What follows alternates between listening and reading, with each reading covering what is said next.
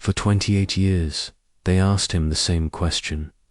And for 28 years, he said nothing. The first time they asked him, the room was bright. Fluorescent lights hummed overhead, casting a pale, clinical glow over the metal table bolted to the floor. A tape recorder clicked on. A chair scraped back. A man in uniform cleared his throat and spoke in a tone that suggested this was all routines. Another intake, another name, another body to be processed. The question was simple. It always was. State your name. The prisoner looked up, and for a moment, just a moment, he answered. His voice was quiet but clear, ordinary, unremarkable. The kind of voice that left no impression, no reason to remember it later. He gave his name, confirmed his date of birth, nodded when asked if he understood where he was. The intake officer checked boxes, initialed forms, slid papers across the table. Nothing about him raised alarms. He was not violent. He was not incoherent. He was not resisting. Then the door opened behind him. Keys rattled. A guard announced it was time to move. The chair scraped again as the prisoner stood. He turned slightly, as if about to say something, perhaps a question, perhaps a protest, and then he stopped. From that moment on, he never spoke again. The year was the late 20th century, a time when high-security prisons were expanding, modernizing, refining the science of control. This facility sat far from any major city, surrounded by concrete, razor wire, and silence so complete it felt engineered. Inside, every sound was intentional. Boots on linoleum, metal doors slamming shut, the buzz of locked gates. The prisoner was processed like all the others, photographed, fingerprinting, ink pressed into his skin, clothes exchanged for an institutional uniform. When asked to confirm details, he stared straight ahead. When instructed to respond verbally, he did not. At first, no one panicked. Silence, after all, was not unheard of. Some inmates played games. Some believed refusing to speak gave them power. Others thought it would delay proceedings or unsettle authority. The guards exchanged knowing looks. Another, tough guy, one of them muttered. They documented it the only way the system knew how. Refuses to cooperate. Responsive displays defiant behavior. The assumption was immediate and unanimous. This was a choice. The first interrogation happened within days. 2 officers. Same question. Why did you stop talking? The prisoner sat still, hands folded, eyes open. He did not blink excessively. He did not tremble. He did not avert his gaze. There were no visible signs of distress, at least. None the officers were trained to recognize. They leaned closer, raised their voices, repeated the question. Silence, pressure followed curiosity, just as it always did. Privileges were delayed. Meals were eaten alone. He was instructed clearly, firmly, that cooperation would make his time easier. Resistance would not. The message was simple: speak, or suffer the consequences. He did neither. He did not speak, and he did not react by the end of the first month. His silence had already been reinterpreted. It was no longer a refusal. It was a tactic. Psychological notes were added to his file by people who had never held a conversation with him. Terms like passive-aggressive, withdrawn, and manipulative appeared in the margins. One evaluation suggested he was testing boundaries. Another speculated he was seeking control in an environment where he has none. No one wrote. The most obvious possibility, that he couldn't speak, because acknowledging that possibility would have required a different response, one based on investigation rather than enforcement, curiosity rather than discipline, and this institution was not built for curiosity. Guards rotated shifts. Months passed. The prisoner was transferred between units, observed by different teams, questioned by new faces who had all read the same file, uncooperative, refuses to answer direct questions, silence. Ongoing, each new officer began with confidence. Each ended with irritation. Some tried kindness, others tried intimidation. A few simply stopped trying at all. Silence, after all, is exhausting to confront. It gives nothing back. No resistance to fight. No confession to extract. No emotion to respond to. It turns authority inward, and authority does not like to look at itself in the absence of answers. Rumors filled the gaps. Other inmates whispered about him. Some claimed he was dangerous. Others said he was insane. A few insisted he was faking it, waiting for the right moment to speak. He became known by what he didn't do. The silent one, the ghost, the man who never answered. Years later, guards would struggle to remember his face, but they always remembered the silence. There was a moment, early on, that almost went unnoticed. A junior guard, new to the job, asked a question that no one else had thought to ask out loud. Has anyone checked what happened before he stopped talking? The room went quiet. Someone laughed it off. Another guard shrugged. Doesn't matter, a supervisor said. He's here now. And just like that, the moment passed. The system moved on. By the end of the first year, his silence was no longer seen as strange. It was expected. Forms were adjusted to accommodate it. Interviews became one-sided rituals. Questions were asked not in hope of answers, but to satisfy protocol. A box was checked. A report was filed. The tape recorder clicked off. Silence noted. Silence confirmed. Silence normalized. What no one realized, what no one recorded, was that the most important question had never been asked. Not why he refused to speak, but when his voice was taken from him, and who was in the room when it happened. In prison, silence isn't neutral. It's treated as an offense. Inside the prison, silence was never just the absence of sound. It was a signal, a deviation, a problem to be corrected. The institution ran on patterns, wake-up calls, head counts, meals, inspections. Every movement was timed. Every action logged. Prisoners were expected to respond on command. Names called, numbers answered. Orders acknowledged with a clear, audible yes. Sir, when the silent prisoner failed to do that, the system noticed immediately. At first, it was written off as not a refusal to follow verbal protocol. Guards marked his file with routine notations, did not respond to verbal instruction, ignored direct command, failed to acknowledge authority in the logic of the prison. These were not neutral observations. They were infractions. The first punishment was subtle. He was removed from communal spaces and placed under extended observation. A cell at the end of the block, where guards could see him clearly but rarely interacted unless necessary. Meals were slid through a slot. Instructions were given anyway, spoken aloud even though everyone knew he wouldn't answer. Stand for count. He stood. State your name. He didn't.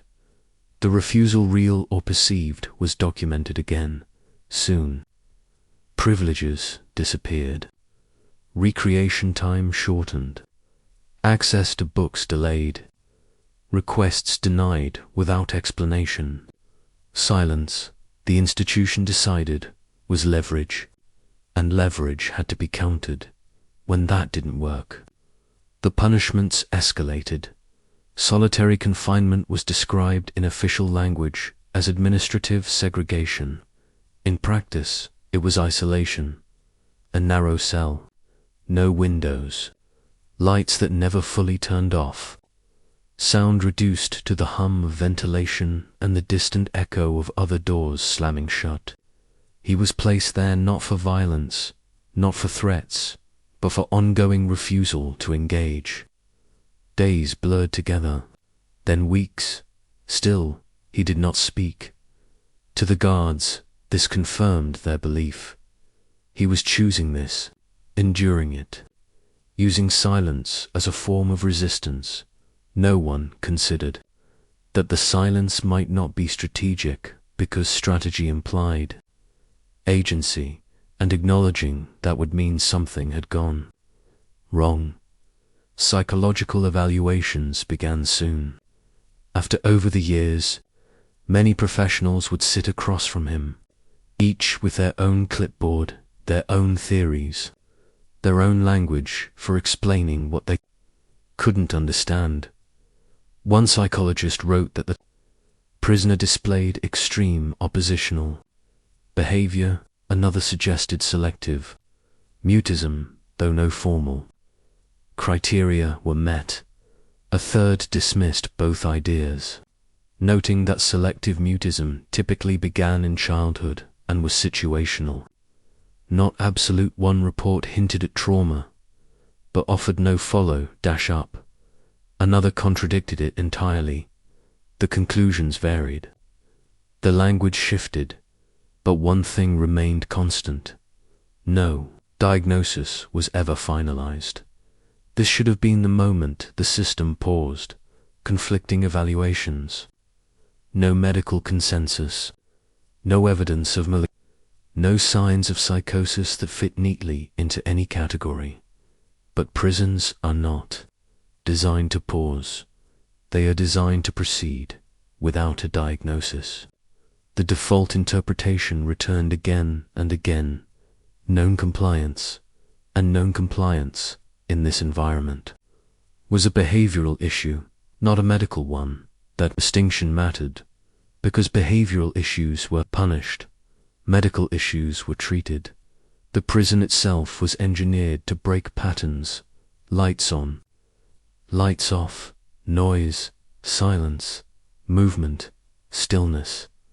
Inmates were monitored, not as people, but as collections of behaviors. Who responded? Who resisted? Who adapted? Who broke? The silent prisoner disrupted that system simply by existing outside it. He followed physical orders. He ate when fed. He stood when told. He moved when directed, but he never spoke. This confused the metrics. He wasn't violent enough to be labeled dangerous. He wasn't incoherent enough to be labeled insane. He wasn't responsive enough to be labeled cooperative.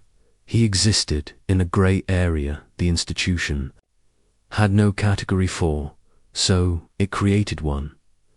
Over time, his silence was reframed not as resistance, but as defiance with intent.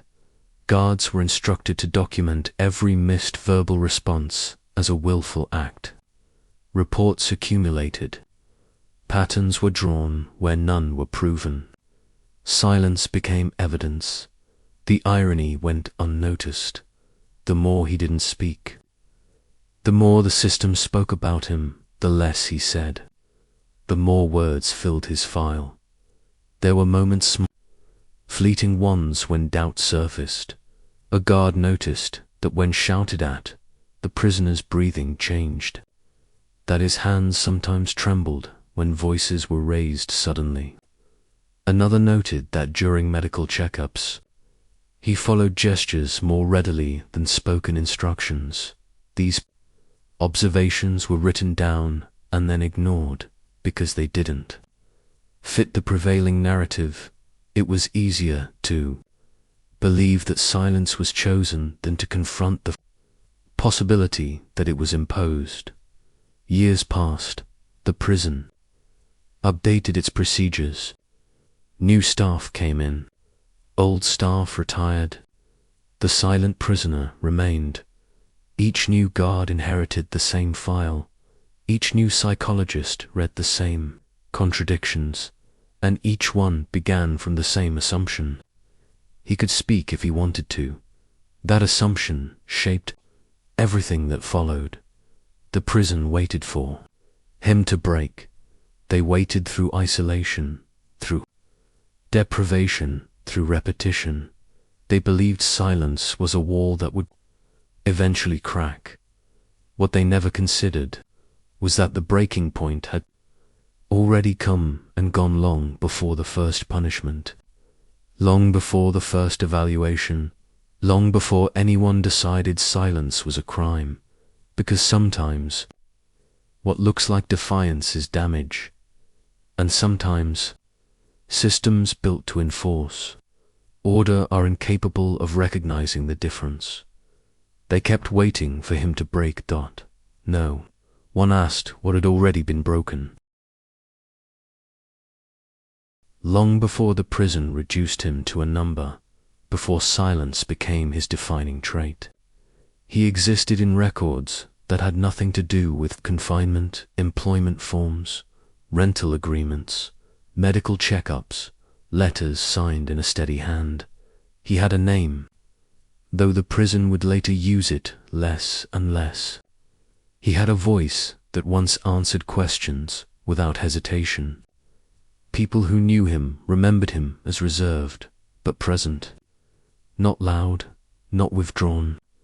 The kind of man who listened carefully and spoke when it mattered. There was no record, no school report, no medical note, no family testimony that suggested muteness, selective silence, or social withdrawal. On paper, he was unremarkable, which in hindsight made what followed even harder to explain. Fragments of his life before prison survived only because they existed outside the justice system. A former employer described him as reliable, punctual, quiet, but communicative. He followed instructions, asked for clarification when needed, and was trusted to work alone. Co-workers remembered him explaining procedures to new hires. One recalled him joking, one's dry humor, understated, easy to miss if you weren't paying attention. Family records painted a similar picture. He wrote letters, not long ones, but thoughtful. Asked about health, commented on small details, signed off the same way every time. Nothing suggested emotional instability, no history of institutionalization, no diagnosis that would later justify decades of confinement. This mattered because it meant the silence did not precede the system. The system came first. The arrest itself was documented, but incompletely. Date, location, arresting officers, charges listed in language that left room for interpretation, enough to justify detention, not enough to explain what happened next. What was missing stood out more than what remained. No transcript of questioning, no audio recording, no detailed incident report, only a brief note stating that the detainee was initially responsive. That phrase appeared once, and then never again. Prison intake logs revealed something unsettling. During processing, he spoke, answered basic questions, confirmed his identity, acknowledged instructions. His voice was described as clear and appropriate. There was no note of distress, no refusal, no abnormal behavior. Then, somewhere between intake and his first night in custody. The record fell silent. The next shift, log noted, no verbal response observed. No explanation followed. No follow-up question, just an observation. Family letters began arriving weeks later. At first, they were frequent, concerned, but hopeful, asking when he would be allowed visits, asking what he needed, asking if he was safe. Each letter was logged as received. None were answered. Prison policy required outgoing correspondence to be recorded. His file showed none. The absence was noted, not investigated. Over time, the letters changed tone. Questions became reassurances. Reassurances became apologies. Apologies became silence of a different kind, the kind that comes from unanswered worry. Inside the prison, his silence was now considered established behavior. Logs repeated the same phrasing, over and over. No response observed. The words carried no curiosity, only conclusion. Staff assumed this was who he was now. A man who refused to speak. A man who used silence as a weapon, or a shield, or a game, but buried deep in the archive Undated was a brief notation from an early shift supervisor. It read, "Subject appears distressed following questioning. Eye contact minimal. Verbal response ceased after interview." The interview itself was never found. No transcript, no recording, no witness statements. Just a gap. That gap became the center of everything, because silence did not arrive. Gradually, it arrived suddenly, after a specific moment, and whatever happened in that moment left no official trace. Psychologists later tried to reconstruct it indirectly. They reviewed timelines, compared behavior before and after, looked for triggers, but without the missing records, they were guessing. Some suggested coercive interrogation. Others proposed psychological shock. A few speculated about threats, humiliation, or said something irreversible. None could prove it. The institution didn't need them to, because acknowledging a cause would mean acknowledging responsibility. What made this part of the story unbearable for some was not the silence itself. It was the certainty that it replaced something human, something ordinary. The man who once answered questions stopped not because he chose to disappear, but because something removed the possibility of speaking safely or at all. And once silence became his defining feature, everything else about him faded. Years later, when records were re-examined, historians noticed something else. The prison logs before the silence used his name. Afterward, they didn't. He became the inmate, the subject, the non-responsive individual. Language shifted subtly, but decisively. Identity gave way to function, and function gave way to containment. Family members would later say they believed he was, refusing to answer them, that he was angry, ashamed, broken in a way they couldn't reach. They blamed themselves. The prison never corrected that belief, because the prison never corrected any belief that made its own role invisible. The silence hardened over time, not because it was reinforced, but because it was never questioned. Every missed response became proof of defiance. Every unanswered letter became confirmation of withdrawal. Every year that passed without speech made the next year easier to justify, until eventually the man before the cell became a rumor, a footnote, a contradiction no one wanted to resolve.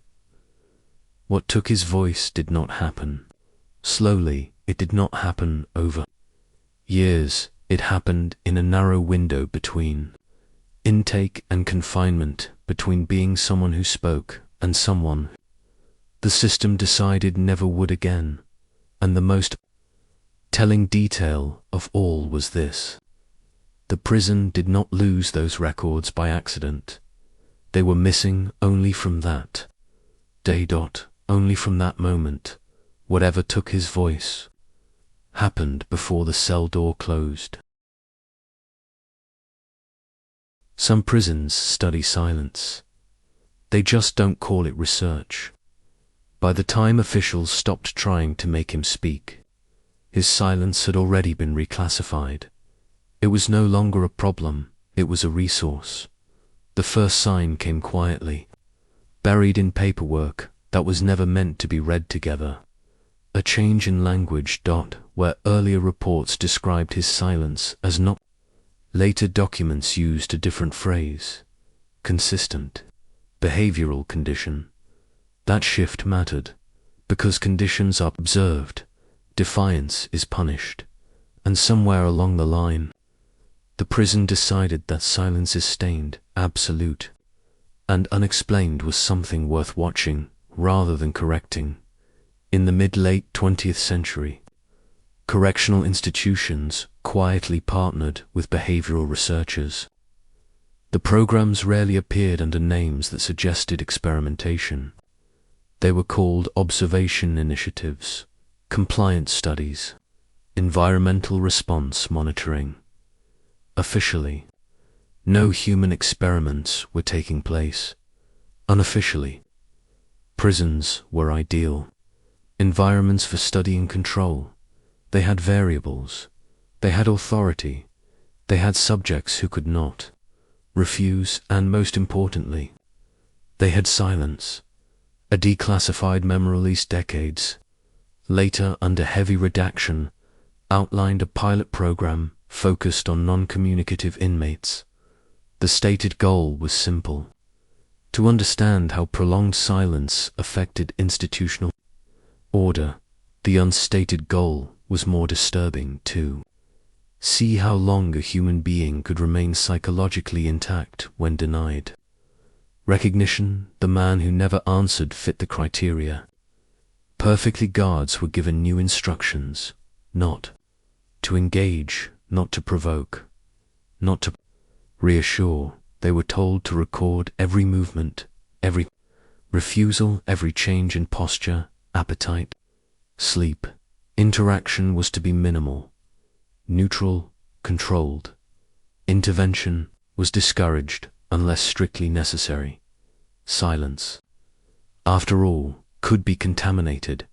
From that point forward, his file thickened rapidly, not with diagnoses, with observations. Subject remained silent during count no. Verbal response to direct questioning, no. Visible agitation, no outward distress. The absence of reaction was documented as data. The absence of distress was assumed not verified. He was moved to a different wing, not as punishment, as placement. The cell was identical in size, but subtly different in purpose. Cameras installed at angles that suggested long-term monitoring, lighting calibrated to remain constant, sound dampened, not for his comfort, but for consistency. His environment became controlled, his silence became measurable. At no point was consent discussed, because consent was never considered relevant. He was an inmate, and inmates were already considered forfeited participants in whatever the institution deemed necessary for order. Psychological staff rotated through his case, each leaving their own interpretation. Some believed the silence was catatonic. Others believed it was volitional. A few argued it was trauma-induced and should be treated. Those voices did not remain long. Requests for intervention were denied. Treatment plans were postponed pending further observation. Time itself became the method. What made the experiment especially efficient was how invisible it remained. There were no syringes, no electrodes, don't know procedures that looked like science, just the slow, deliberate removal of response. The prison didn't force him into silence, simply refused to meet him where speech could exist. Years passed this way. His silence outlasted staff. Turnover outlasted wardens, outlasted policy changes. New guards were briefed about him during orientation. He doesn't talk. Number. Explanation followed. None was needed. Eventually, even attempts to speak to him stopped entirely. Not because he had earned peace, but because the institution had learned something. Silence, when left alone, deepens. It becomes predictable, reliable, useful. The most chilling document emerged long after the program officially ended. A summary report. He was not named, he was referred to as Subject 0. The report noted that prolonged non-response did not result in immediate breakdown, but rather a stable state of behavioral neutrality.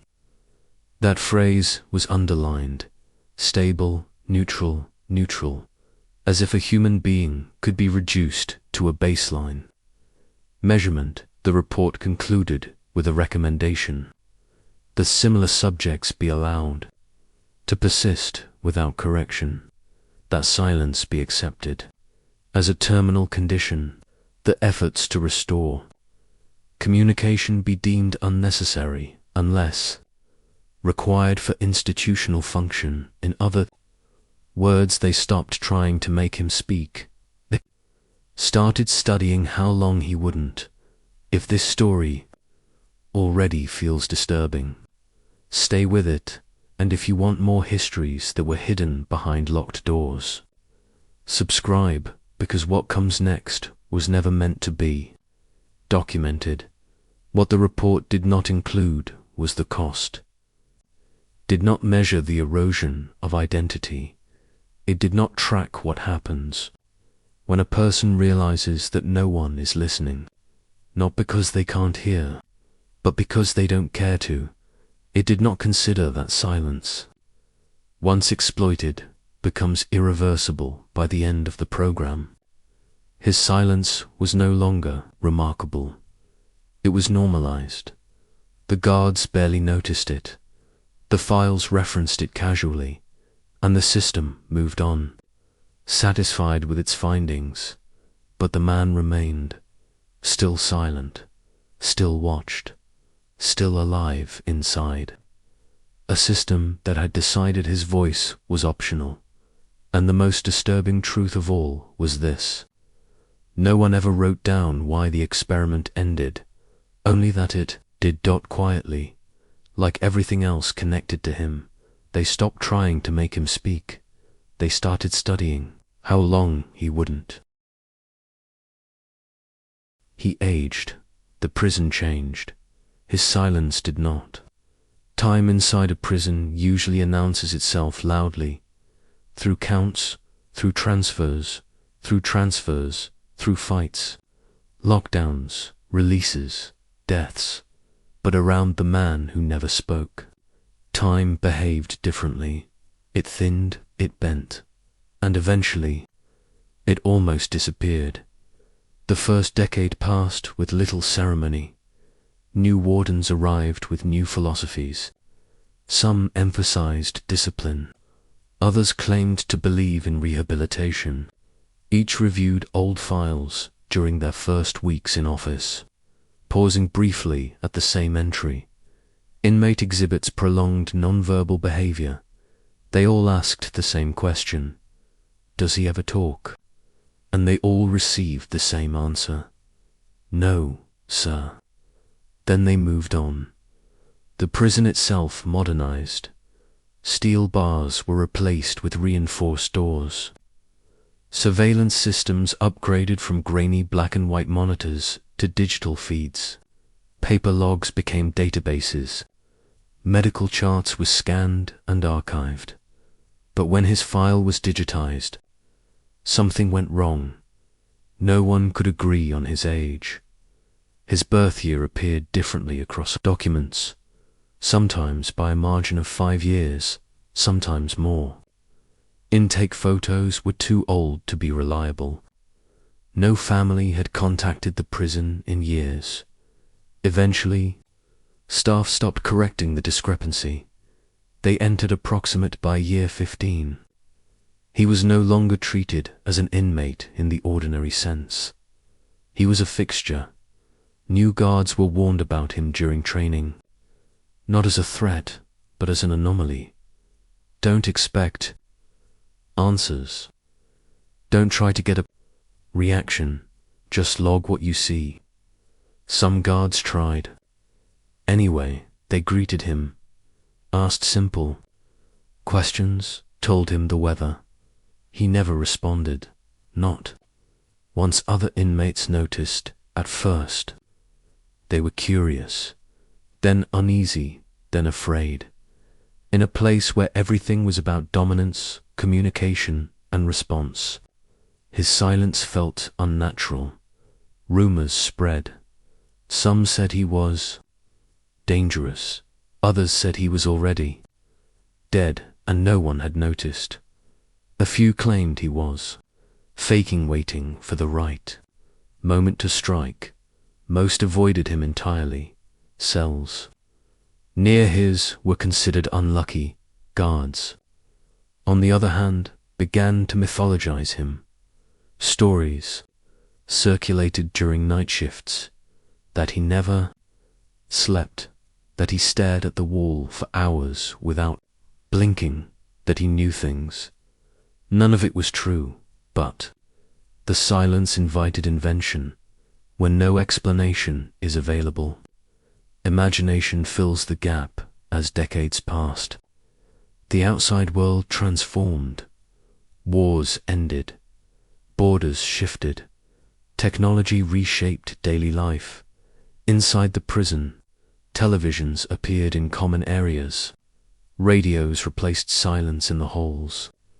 Eventually, even limited internet access was introduced for administrative use. But in his cell, nothing changed. The same walls, the same bed, the same quiet. Medical staff continued to examine him periodically. They documented weight, vitals, posture. They tested reflexes. They asked questions they knew would not be answered. Each report ended the same way. No verbal response observed.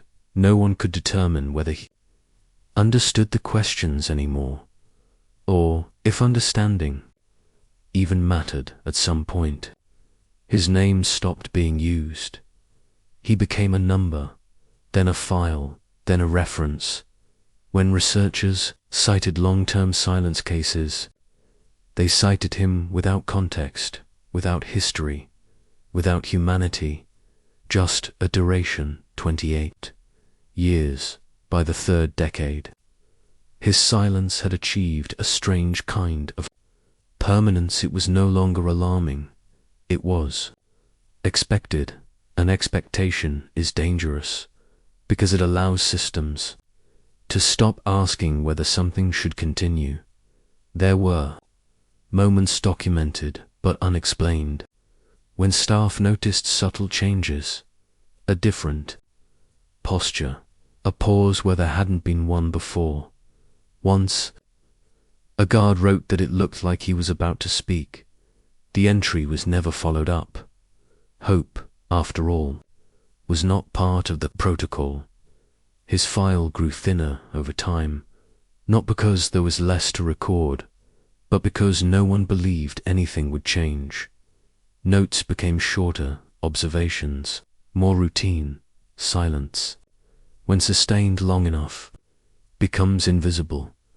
The existential horror was not that he remained silent. It was that the world learned to function as if his silence meant nothing, that a human life could be reduced to a static condition, that 28 years could pass without anyone insisting on an answer. Near the end of the third decade, a junior clerk noticed something strange while auditing old records. The birth year listed for the silent prisoner no longer aligned with the intake photo. If the later date was correct, he would have been a minor at the time of arrest. If the earlier date was correct, he was now far older than previously assumed. The discrepancy was flagged, then dismissed. Too many inconsistencies, too little payoff by then. Even his identity had begun to blur. Was he the man who had been arrested decades earlier? Or had the system overwritten him so thoroughly that the original person no longer existed in any meaningful sense? The records could not say, and he would not. The prison marked anniversaries without realizing it. The 10th year, the 20th, the 20-8th. No ceremonies, no acknowledgement, just another day of silence logged and archived, and somewhere between the intake photograph and the present moment, something irreversible occurred. Not a breakdown, not a confession, but a collapse of time, of identity, of the expectation that being alive required being heard. Time moved forward. He stayed exactly where the system left him. What if he wasn't refusing to speak? What if he couldn't? The question was written in the margin of a file that hadn't been properly read in decades. Not typed, not approved, handwritten, and once it existed, the system reacted to it faster than it ever had to his silence. The psychologist was new. That mattered. She hadn't grown accustomed to the prison's rhythms yet, hadn't learned which cases were better left untouched, hadn't absorbed the unspoken rule that some files existed only to prove that nothing should change. She was assigned a routine, audit long-term inmates, behavioral anomalies, unresolved diagnoses. His file stood out immediately, not because of its length, but because of its emptiness. There were pages of observations, but no conclusions. Years of notes without a single definitive diagnosis, evaluations that contradicted each other without explanation, references to trauma that were never followed up, and one detail that refused to settle into place. The exact moment his silence began was undocumented, not unclear. Missing. She requested access to the original intake records, denied, cited reason. Archival security restrictions. She requested interviews with staff who had been present during his early years. Most were retired. A few were deceased. One refused to speak. What unsettled her most was not the silence itself, it was the assumption surrounding it. Every report framed his behavior as intentional, defiant, strategic. At no point did anyone seriously consider incapacity, as if the possibility itself were too dangerous to entertain. She insisted on a direct evaluation, not an observation, an interaction, a chance to assess comprehension, neurological response, trauma indicators. The request was escalated, then delayed, then denied. The reason changed each time. Staff shortages, security, risks, operational concerns. Eventually, The denial became more direct. This case is closed. That was when she understood. The silence was no longer about him. It was about what? Acknowledging. The truth would require, if he could not speak, if his silence was the result of untreated trauma, neurological damage, or prolonged psychological collapse, then the institution had failed, not once, but continuously, for nearly 3 decades. The prison had documented his silence, monitored it, studied it, used it, all without asking the one question that mattered: could he speak at all? She documented her concerns carefully, used neutral language, referenced established diagnostic criteria, suggested that the lack of early intervention may have caused irreversible harm. She did everything by protocol, and that was when the file disappeared. Not erased, reclassified, access restricted to administrative oversight only. Her name was removed from the case. Her requests were logged as unnecessary within weeks. She was transferred to another facility. No explanation given, no appeal accepted. The message was clear: some questions were not welcome, not because they lacked merit, but because they threatened the narrative that had kept the system intact. The prison could not admit uncertainty, could not admit harm, could not admit that a man had been allowed to dissolve into silence while everyone watched, because once that truth surfaced, responsibility would follow, and responsibility demanded accountability. Most damning realization came after her removal. No one replaced her. No further reviews were conducted. The file returned to its dormant state. Silence resumed, not just from the prisoner, but from the institution itself. The system had chosen its priority: order over truth, stability over justice, silence over accountability. And in doing so, it revealed something far more disturbing than a man who never spoke. It revealed a structure that depended on that silence, because as long as he did not speak, the system never had to answer. His silence wasn't the danger. The truth behind it was. After 28 years, the silence ended, not with words, but with proof. It did not happen in a courtroom. There was no confession, no dramatic outburst, no moment where he finally spoke and explained everything. The silence ended the way it had been, sustained quietly, almost by accident. The truth surfaced through a routine medical review. A new federal guideline required long-term inmates over a certain age to undergo neurological screening. It was framed as a cost-saving measure: early detection, reduced liability. No one expected it to change anything. It was included by default, not because anyone was curious, but because he was still alive. The scan revealed damage that could not be ignored: old damage, deep damage, consistent with severe trauma sustained decades earlier, the type of injury that disrupts speech, not by choice, but by fractured neural pathways broken under extreme stress, never treated, never given a chance to heal. The report was careful with its language: non-volitional, MUTISM, trauma-induced, likely permanent. One sentence carried more weight than all the files that came before it. The subject's silence is not behavioral. That sentence changed everything and nothing, because once the conclusion was clear, the next question became unavoidable.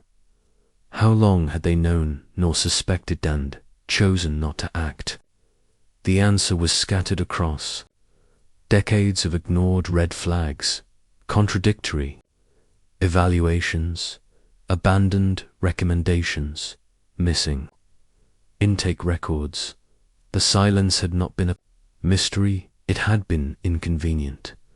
An internal review was opened, not public, not independent, internal. The findings were sealed under institutional protection clauses. No press release followed. No families were notified. No apology was issued. The language used was neutral, almost passive, as if the harm had occurred on its own. Procedural oversights, evolving standards, historical context. He was moved out of the high security wing, not released, reclassified. The door that opened for him was not the one leading outside. It was simply a different corridor. Staff were instructed to treat him with accommodation.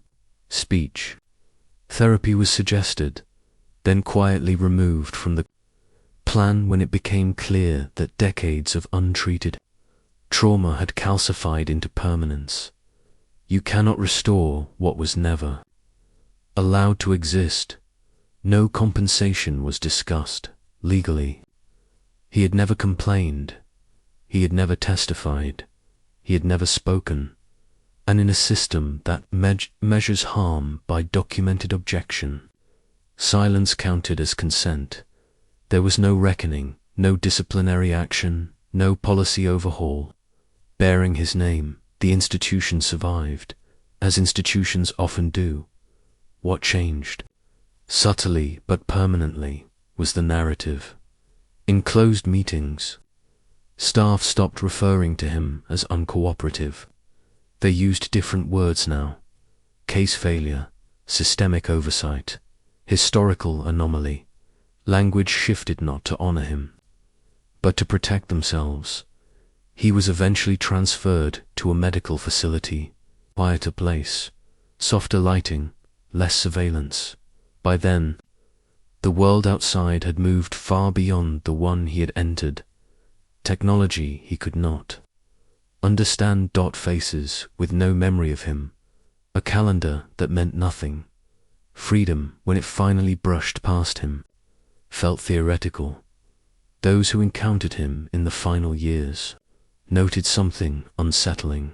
He still did not speak, but his silence was different. It was no longer interpreted, no longer analyzed, no longer useful. It simply existed, as it should have been allowed to all along. The most haunting document surfaced much later, buried in an annexed archive, an early intake note, written but never filed. It described a man who spoke normally until a specific incident during arrest, an incident that involved force, an incident that was never investigated. The note ended abruptly, unsigned. UNACKNOWLED. That was the proof, not that he was innocent, not that he was guilty, but that his voice had been taken before the system ever decided what to do with him. He survived prison. The system survived him. That was the final unspoken truth. There were no memorials, no plaques, no documentaries commissioned in his name. His story circulated only in fragments among researchers, advocates, and those who knew where to look. Because stories like this are not erased. They are buried. These stories don't disappear. They're buried. If you want to uncover more histories hidden by power and silence, subscribe, because not every truth stays quiet forever. He didn't stay silent for 28 years. He was made invisible, and silence was all that remained.